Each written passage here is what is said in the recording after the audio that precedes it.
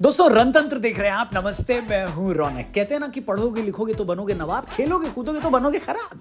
ये लाइन किसी धार्मिक पुस्तक में नहीं लिखी हुई है, लेकिन हमारे देश में किसी धार्मिक पुस्तक में लिखी लाइनों से ज्यादा शिद्दत से इसे फॉलो किया गया है। खेल खेल कर रोजगार नहीं मिलता, जॉब नहीं मिलती, शादी नहीं होती जैसी बातें अब भले ही बहुत हद तक कम हो गई हो, लेकिन 90 और 2000 के दशक में ये फेवरेट तकिया कलाम था। कई बच्चों के दादा और पापा यही बोलते थे। ऐसे ही एक बच्चे थे बिहार के सासाराम के आकाशदीप, जिनको उनके पिता क्रिकेट नहीं खेलने देते थे। चाहते थे कि वो पढ़ाई पर फोकस करें ताकि सरकारी नौकरी मिल जाए, लेकिन आकाश का बिल्कुल मूड नहीं था सरकारी दफ्तरों में जाकर फाइलें बनाने के बहाने धूप में मूंगफली खाने का। वो तो धूप में तपना चाहते थे, पसीना बहाकर क्रिकेटर बनना चाहते थे। उनके इस क्रिकेट के शौक ने उनको पूरे गांव में बॉयकॉट करवा दिया था। माता पिता ने अपने बच्चों को बोल दिया था, भैया आकाश को अपना दोस्त मत बनाना, वो बिगड़ गया है।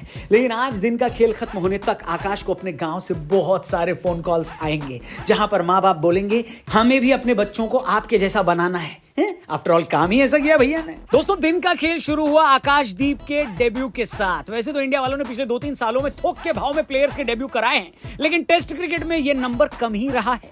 पर बुमराह बाहर थे तो कोई तो अंदर आता। अपने बंगाल टीममेट मुकेश कुमार को पीछे करते हुए आकाशदीप आ गए। अच्छा, बंगाल भी ना इस वक्त तेज गेंदबाजों के लिए एक अलग ही सेंटर बना हुआ है। जैसे IIT में जाने के लिए लोगों को कोटा जाना पड़ता है, ऐसा लगता है फास्ट बॉलर बनने के लिए आपको बंगाल जाना पड़ेगा। मोहम्मद शमी बंगाल से हैं नहीं, लेकिन बंगाल के लिए खेलते हैं। इसी तरह मुकेश कुमार और आकाशदीप भी बंगाल के हैं नहीं, लेकिन बंगाल के लिए ही खेलते हैं। अभी मोहम्मद शमी के छोटे भाई मोहम्मद कैफ भी बंगाल के लिए खेल रहे हैं। पता लगाना पड़ेगा कि ये बंगाल वाले क्या खिला रहे हैं अपने गेंदबाजों को, क्योंकि डेब्यू करने वाले आकाशदीप आते ही छा गए। उन्होंने 7 के स्कोर पर क्रॉली को ऑफ स्टंप निकालकर उस स्टंप को इतना दूर भेजा कि एक बार को तो लगा कहीं रांची से जमशेदपुर न पहुंच जाए वो स्टंप, लेकिन फिर उसका कोई फायदा नहीं हुआ क्योंकि वो बॉल ही नो बॉल हो गई। लेकिन आकाशदीप ने अपनी गलती बहुत जल्दी सुधारी और एक ही ओवर में डकेट और ऑलीपोप की तोप को फुस कर दिया और फिर क्रॉली को भी बोल्ड मारकर अपना बदला पूरा किया। टॉस जीतकर बैटिंग करने पर इंग्लैंड वाले खुश हो रहे थे, लेकिन पहले सेशन में उनकी सारी खुशी निकल गई, क्योंकि इसमें अश्विन और जडेजा का भी जादू चला और पहली सेशन में इंग्लैंड की आधी टीम आउट हो गई। लंच तक स्कोर था 5 विकेट के नुकसान पर 112।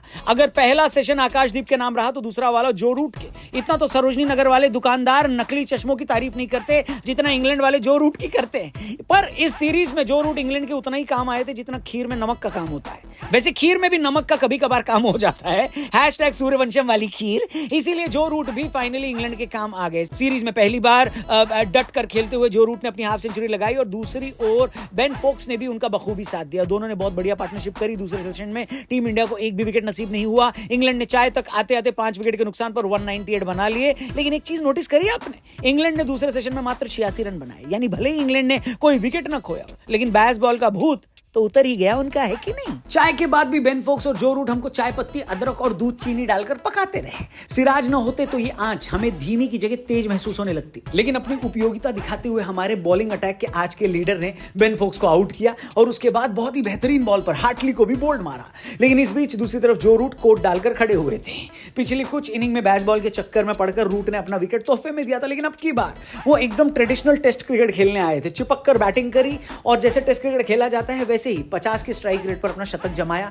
बुमराह की गैर मौजूदगी का फुल फायदा उठाया। जो रूट की सेंचुरी देखकर ब्रैंडन मैकलम और बेन स्टोक्स आज रात को बेसबॉल के बारे में सोचते जरूर, लेकिन दिन के आखिरी आधे घंटे में इंग्लैंड आक्रामक हो गया। इस टेस्ट सीरीज का पहला मैच खेले रॉबिन्सन ने थोड़ी सी तेजी दिखाई। वो खुद 31 और जो रूट 106 नॉट आउट बनाकर वापस गए हैं। दिन का खेल जो खत्म हुआ तो इंग्लैंड का स्कोर 7 विकेट के नुकसान पर 302 रन। अब कल हमारा फोकस यही होगा कि 350 के पहले इन लोगों को निपटा दिया जाए। वैसे इंग्लैंड और ज्यादा बनाने की कोशिश करेगी। बिना बुमराह के हम अपना काम कैसे करेंगे मुझे तो समझ में नहीं आ रहा। पता नहीं, जब सैलरी राहुल द्रविड़ को मिलती है तो टेंशन मेरे को काहे को होती है। चलो ठीक है, जो भी है सह लेंगे थोड़ा, और मिलेंगे आपसे कल का दिन खेल खत्म होने के बाद। आप बस चैनल सब्सक्राइब करके जाना, फेसबुक पे देख रहे हो पेज को लाइक करना। Thank you for watching. और अपने आकाश भैया के लिए कुछ लिखना चाहो तो कमेंट बॉक्स खुला हुआ है। सी यू टुमारो। जय हिंद।